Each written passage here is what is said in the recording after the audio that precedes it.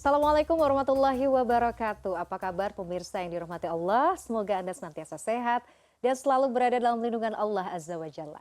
Alhamdulillahirabbil alamin, senang sekali saya Meladia Rahma kembali hadir menjumpai Anda hari ini dalam program Gapai Kemuliaan. Saya tidak sendiri, sudah hadir bersama kita di studio ada Ustadz Hilman Fauzi. Assalamualaikum Ahilman. Waalaikumsalam warahmatullahi wabarakatuh. Sehat semangat ya hari ini ya. Alhamdulillah sehat walafiat, insya Allah. Nah, ini berkaitan dengan tema kita hari ini Ahilman. Iya. Tema yang akan kita angkat terkait jurus sehat ala Nabi Muhammad. Masya Allah. Jadi Sallallahu kenapa sehat itu penting? Nah, bagi Anda pemirsa yang juga memiliki pertanyaan, Anda juga bisa menyampaikan pertanyaan Anda melalui email yang tertera di layar kaca. Langsung Ahilman. Iya. Islam ini kan selain masalah hati ya, tapi juga tampaknya betul-betul mementingkan bagaimana seorang muslim itu juga harus sehat fisiknya, Betul, jasadnya. betul. Bagaimana kita memahami hal ini Ahilman? Iya. Sehat itu penting dan sehat itu mahal. Setuju. Iya. Kata Nabi, ada dua nikmat yang besar, tapi sering kita lewatkan atau kita jarang syukuri. Yang pertama adalah nikmat sehat, dan yang kedua nikmat waktu luang. Kalau saya seringkali membahasakan nikmat kesehatan dan nikmat kelapangan. Ini menggambarkan bahwa begitu pentingnya kesehatan, begitu pentingnya kelapangan. Ya, sehat. Orang ketika badannya sehat, maka dia akan maksimal dalam ibadah kepada Allah Subhanahu wa taala. Orang ketika badannya sehat, maka amal solehnya itu akan lebih optimal. Kenapa? Karena dia berada dalam kondisi yang sedang sehat. Maka Nabi berdoa kan, yang diajarkan kepada kita di antara doanya kan itu. Minta dikasih sehat afiat kan. Allahumma inna nas'aluka salamatan fid din wa afiatan fil jasad. Ya, betul. Jadi kesehatannya itu jadi afiat. Apa bedanya sehat dengan afiat? Kalau sehat itu kan biasanya urusan fisik. Ya, tapi kalau afiat itu sehatnya fisik mengantarkan dia pada sehatnya hati untuk mendekat kepada Allah Subhanahu wa taala. Maka mata yang sehat adalah mata yang bisa melihat. Tapi kalau mata yang afiat adalah mata yang melihat sesuatu yang baik-baik saja. Nah, maka kenapa kita harus sehat? Karena dengan sehat itu bisa menjadikan jalan kita untuk memaksimalkan ibadah kita kepada Allah Subhanahu wa taala.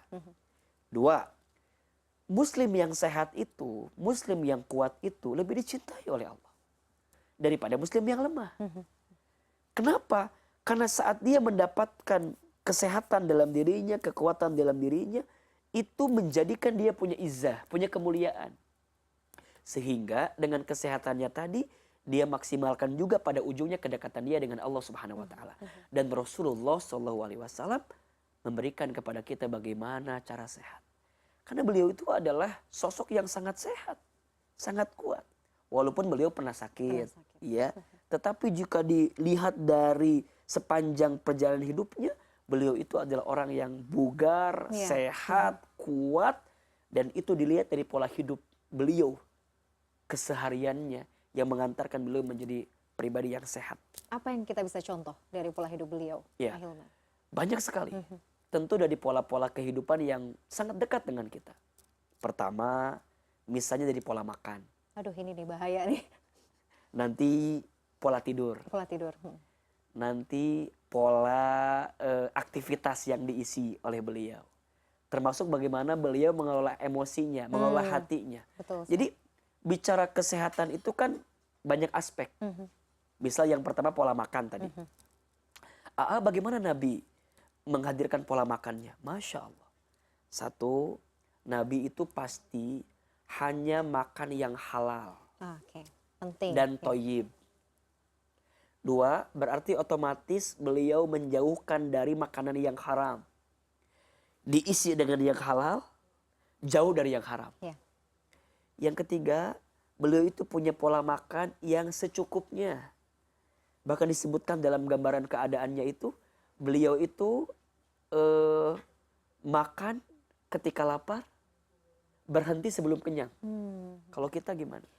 Makan sampai kenyang kadang-kadang kan kalau sudah lapar banget gitu kan suka. Jadi makan itu sesuai porsinya gitu. Iya. ya makan ketika lapar, berhenti sebelum kenyang. Masya Allah. Jadi makanya ada guyon dari guru saya begini katanya. Kita itu sama Nabi beda dikit aja katanya. Hah? Kok bisa? Iya. Nabi itu tidurnya dikit. Kalau kita dikit-dikit tidur. Nabi itu Betul, ya makannya Allah. dikit. Kalau kita dikit-dikit makan. Jadi ini guyon ya. Guyon, Dan betul. emang dipikir-pikir iya juga ya. Dan sekarang kan gampang banget ahilman. Kita Iya. mau cari makanan apa Apa aja itu aja. gampang gitu Maka loh. tidak boleh berlebihan dalam Iya. makan. Ya walaupun itu halal ya, nggak boleh berlebihan. Itulah tadi. Karena nanti akan mengganggu pencernaan kita. Yang keempat, Nabi itu pasti karena ini toyib pasti makan yang bergizi. Iya ya. Makanya ada di antara makanan kesukaan Nabi kan, apa di antaranya kurma misalnya. Kurma. Kurma itu setelah diteliti kan memiliki serat yang sangat luar biasa, porsi gula yang cukup, kemudian kadar air yang sangat baik gitu. Makanya ini kalau dikonsumsi sangat baik bagi tubuh. Iya betul. Khasiatnya banyak. Makanya di antara sunnah ketika berbuka puasa itu kan pakai kurma. Ya, kenapa? Karena makanan yang punya kandungan nutrisi yang pas dan cukup. Masya Allah ya. Allah. Kemudian apalagi Nabi senang berpuasa sunnah. Itu juga ya salah satu Iya. pola sehat. Nah, ini dari pola makanan. Iya. Dan sekarang kan sebenarnya kita mulai mengenal istilah intermittent fasting. Gitu ya. Intermittent fasting. Nah, sebenarnya kan kalau dalam Islam, konsep Islam, ya itu puasa yang sebenarnya sudah dicontohkan Rasul Iya, gitu iya. ya. Puasa sunnah juga banyak jenisnya ya, Hilman ya. Banyak. Makanya banyak puasa sunnah. Ya, misal yang biasa kita kenal ada Senin Kamis. Ada puasa Ayyamul Bid. Ayyamul Bid. Ya, puasa di pertengahan bulan. Ada juga puasa Daud. Selang sehari. Ya kan? Sekarang puasa, besok enggak. Sehari puasa, besok enggak. Jadi sebenarnya kalau orang biasa berpuasa itu kan salah satunya ya. Puasa itu kan bisa membersihkan tubuh kita. Iya, mendetoks ya. Mendetoks tubuh kita. Puasa itu bisa menahan hawa nafsu kita. Maka wajar Nabi sampaikan, sumu tasihu. Berpuasalah maka engkau akan sehat. Kuncinya itu sih. Jadi sebenarnya kalau ada orang yang berpuasa nggak sehat, berarti ada persoalan itu. Dipertanyakan ya. Karena harusnya puasa itu Bikin menyehatkan. sehat ya. Dan sebentar lagi kita akan bertemu dengan bulan suci Masya Ramadan, Allah. insya Allah gitu. Mudah-mudahan Allah. Jadi kita diberikan kewajiban untuk bisa berpuasa. Mudah-mudahan menyehatkan. Makanya jangan pernah bilang gini, aduh nanti puasa nanti gimana makan saya dan seterusnya. Kecenderungannya, mohon maaf ya, ini kecenderungannya ya.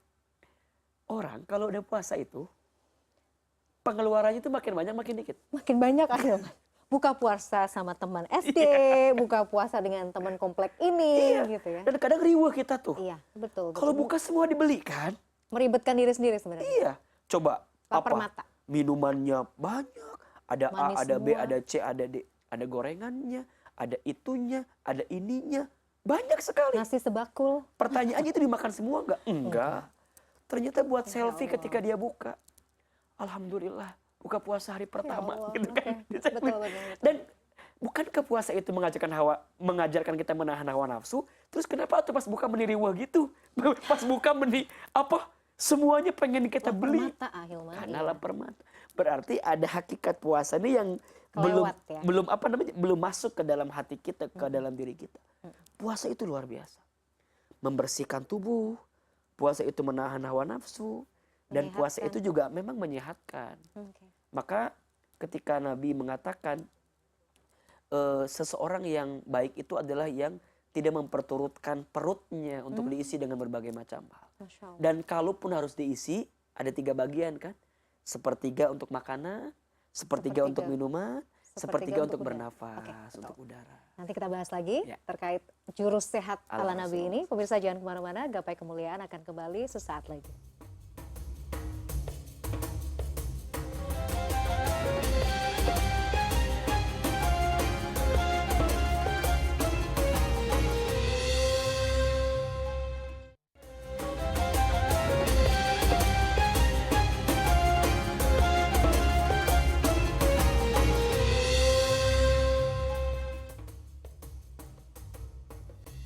Terima kasih pemirsa Anda masih menyaksikan Gapai Kemuliaan dalam episode Jurus Sehat ala Nabi Muhammad SAW. Ahilman, tadi kan soal makanan ini menarik sebenarnya. Kita tuh kadang suka, ya apa aja dimakan lah ya. Yang manis, yang asin, yang santan, yang minyak segala macam. Sampai akhirnya sebenarnya itu tanpa kita sadari kan membawa mudorot nih buat diri kita sendiri. Ada yang kena diabetes, asam urat misalnya ya, Iya. stroke dan lain-lain gitu. Kalau kita melihat bagaimana pola hidup Rasul, tadi kan Ahilman sempat bahas Rasul itu makannya secukupnya. Iya. Makanan-makanan yang Rasul suka itu juga ternyata berkhasiat juga Iya, ya, memiliki banyak manfaat ya. Betul. Kalau kita perhatikan misalnya dalam ranah kesehatan atau kedokteran, mungkin nanti bisa lebih dicek lagi ya. Di antara beberapa makanan kesukaan Nabi itu punya khasiat yang luar biasa. Ya, kurma, ya. madu, susu, betul. terus minyak zaitun, kemudian juga Habatus sauda. habatus sauda dan beberapa makanan-makanan yang bergizi gitu ya. Termasuk sebenarnya kuncinya memang satu, secukupnya. Dan ini perintah Allah kan. Iya. Wa kulu washrabu wala tusrifu. Makanlah kalian, minumlah kalian dan jangan berlebihan. Kuncinya sebenarnya jangan Jadi berlebihan sesuatu ya. yang berlebihan itu tidak akan mendatangkan kebaikan. Maka ada nasihat yang sangat bagus ketika kita makan. Ketika makan di pagi hari, makanlah engkau seperti pangeran. Ketika makan di siang hari, makanlah engkau seperti raja. Dan ketika engkau makan di malam hari, makanlah seperti hamba sahaya. Nah gimana tuh artinya? Oh itu menarik juga, hamba saya makannya dikit gitu ya Ya. Hilman. Coba gimana tuh? Pertama, pagi, sarapan. Sarapan. Makanlah seperti pangeran. Pilih-pilih. Oh. Berarti saya kan baru tahu. porsinya dipilih-pilih. Ah, iya. Makanan yang dikonsumsinya dipilih-pilih. Kalau bagus yang memang bergizi supaya untuk Bergizi aktivitas untuk ya. aktivitas yang punya nutrisi yang luar biasa. Yang kedua siang, makan seperti raja. Maksudnya apa? Silakan kau mau makan apa. Jadi biar, karena kan siang beraktivitas istilahnya kan. Maka silakan, kan raja bisa membeli apapun gitu istilahnya. Iya. Maka silakan isi perutmu dengan sesuatu yang cukup sehingga bisa menambah daya tenaga dirimu. Tapi ketika malam, makanlah seperti hamba sahaya. Maksudnya apa? Engkau memaksa diri untuk tidak makan macam-macam kira-kira gitu. Karena kita mau tidur, Karena mau aktivitasnya. istirahat. Kemudian juga biasanya kan kalau kekenyangan itu akan mengikat perut kita pada kasur kita. Betul Sehingga sekali. ketika bangun di sepertiga malam itu Malas. bukan tahajud tapi jadi malas. Betul. Maka Iya. di antara yang mengantarkan kemalasan itu karena negara banyak makan. Betul sekali Iya Ahilman. Kalau sekarang jadi ada metode diet misalnya, malam nggak makan. Ya mungkin ya memang make sense Make ya. sense. Karena memang baiknya memang malam kurangi asupannya. Dan Masya Allah ya. Iya, kalau kita melihat bagaimana cara baginda Nabi mengkonsumsi sesuatu memang secukupnya. Iya ya. Ya, tidak berlebihan, ya. Air putih juga kayaknya beliau juga. Luar biasa. Saya pernah dengar riwayat juga ya. Memang Rasulullah itu makan kadang-kadang seorang Rasul begitu ya. Tapi kadang ada beberapa waktu beliau makan hanya dengan air putih dan kurma. Iya. Dan apa? Ya termasuk ketika berbuka. Oh iya. Ya, ini kan sebentar lagi kita mau puasa nih ya, mau Ramadan. Jadi kalau Nabi itu ketika berbuka yang disiapkan dua tadi. Satu, minum air putih. Yang kedua, kurma. Dan cukup sebenarnya ya. Dan kurmanya itu jumlahnya ganjil ya. Iya betul. Sunnahnya. 1, 3, ya, 5. Kalau Bamila mungkin 99, ya, itu juga ganjil juga kan. Asmaul Husna ya. jadi ganjil. Jadi Iya, ketika, nah ini juga pola minum. Ternyata betul. minum tuh bisa Ada. ada sunnahnya loh Mabila. Iya, setuju. Nabi itu kalau Kita bahas. minum, itu kebiasaannya yang pertama tentu baca bismillah dulu. Bismillahirrahmanirrahim. Kemudian ketika minum itu, 3 tegukan. Set, simpan lagi. Set, simpan lagi. Set, simpan lagi. 3 itu punya makna. Kenapa Ahilman? 3? Satunya untuk membasahi kerongkongan kita. Oke. Jadi untuk melancarkan peredarannya. Yang kedua untuk mengisinya. Yang ketiga untuk memaksimalkannya. Itu kalau bicara lebih detail lagi, Masya Allah. saya sih kan bukan orang kedokteran ya. Tapi apa yang Nabi contohkan tuh punya khasiat yang sangat luar biasa. Betul. Bahkan katanya minum sambil duduk. Itu juga lebih termasuk bagus. kan la tasrob qa'iman, jangan engkau minum sambil berdiri kan gitu. Oke. Itu juga katanya Itu juga ternyata memang secara peredaran itu bisa memberikan lebih manfaat, ya? manfaat yang jauh lebih baik begitu. Kok saya biasanya gluk gitu ya. Nggak boleh ya berarti ya sekarang harus sebenarnya mulai bukan nggak diubah boleh ya? kalau mengikuti sunnah. Oke. Ya kan? Yang sebenarnya ada manfaatnya. Ada manfaat. Oke. Jadi sebenarnya dari sikap baginda Nabi itu Masya Allah ya. Iya Makanya ya, beliau luar itu biasa ya, disebut, Masya Allah. beliau itu kan disebut dengan uswatun hasanah ya. Uswatun hasanah. Uswatun hasanah itu maknanya apa? Teladan yang terbaik, yang tidak mungkin ada kekurangannya.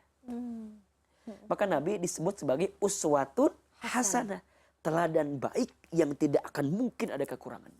Berarti semua aspek kehidupan baginda Nabi, dari bangun tidur sampai tidur lagi, dari mulai kecil sampai beliau wafat, itu semuanya teladan.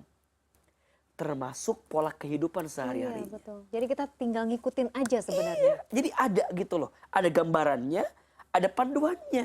Dan itu pasti mengantarkan kesehatan kepada diri kita. Oke, Ahilman. Seperti biasa Masya sudah ada Allah. pertanyaan dari netizen. Kita akan simak bersama. Mari. Silakan. Assalamualaikum Ustadz, izin bertanya. Saya pernah membaca sebuah buku, di situ kata Rasulullah dijelaskan bahwa kalau terlalu banyak makan dapat mengeraskan hati. Apakah benar seperti itu Ustadz? Mohon penjelasannya dan pencerahannya. Terima kasih.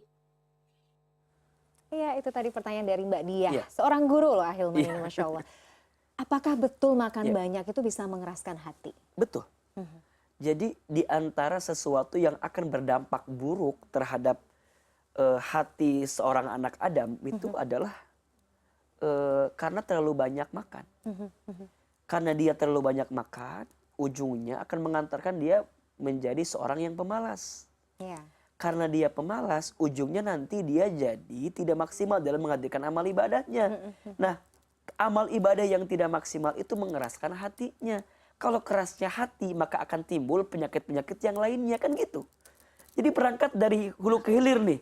Dari apa yang kita makan, karena berlebihan, mengantarkan kemalasan. Kemalasan jadi tidak maksimal dalam amal ibadah. Amal ibadah yang tidak maksimal jadi membuat hati jadi keras. Hati yang keras menimbulkan penyakit di hati yang lain, kan gitu. Fi qulubihim maradun fazadahumullahu marada. Dan kalau hati udah keras, hati udah sakit, ujungnya yang terjadi apa? Timbullah penyakit-penyakit dalam tubuh kita. Ah, iya ya. Banyak makan tadi kan penyakit fisik kita udah mulai tahu nih. Tapi penyakit hati juga itu berpengaruh juga ya, luar biasa. Makanya kan ketika kita makan, pastikan halal. Ya, betul. Karena makan yang haram itu kan tidak akan jadi tumbuh daging, kata Nabi. Yang ada akan jadi, mohon maaf ya, jadi bahan bakar ketika di hari kiamat. Maka pastikan yang dimakan ini halal nggak. Setelah itu toyib nggak, baik nggak, bergizi nggak, kira-kira begitu. Setelah itu konsumsinya cukup atau berlebihan. Karena kalau titik ininya tidak ketemu, ujungnya tadi menemukan satu keburukan. Gitu. Oke, nanti kita akan bahas ya Ahilman ya. Pemirsa jangan kemana-mana, Gapai Kemuliaan akan kembali setelah yang satu ini.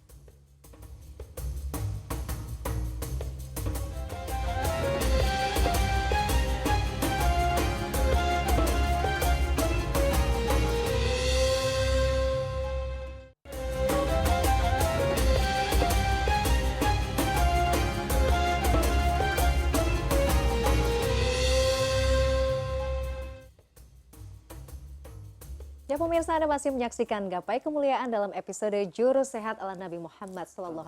Ahilman, kita lanjutkan. Iya. Tadi kita sudah bahas tentang pola makan. Nggak terasa ya, panjang juga ya pembahasan soal pola makan. Tapi ada juga yang nggak kalah penting terkait pola istirahat dan juga olahraga. Nah, kalau pola istirahat nih apa yang Rasul ajarkan? Iya. Ahilman? Nabi itu kan diceritakan bahwa beliau itu kalau tidur dalam waktu yang cepat gitu.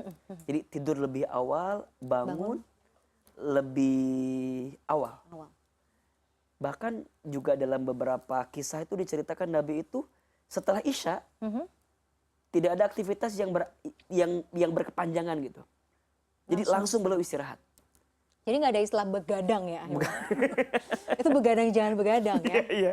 Jadi itu kebiasaan. Dan nanti ketika sepertiga malam beliau bangun. Gitu. Tapi betul sih. Dan itu memang menyehatkan. Termasuk nanti, kan itu ada amalan-amalan ya.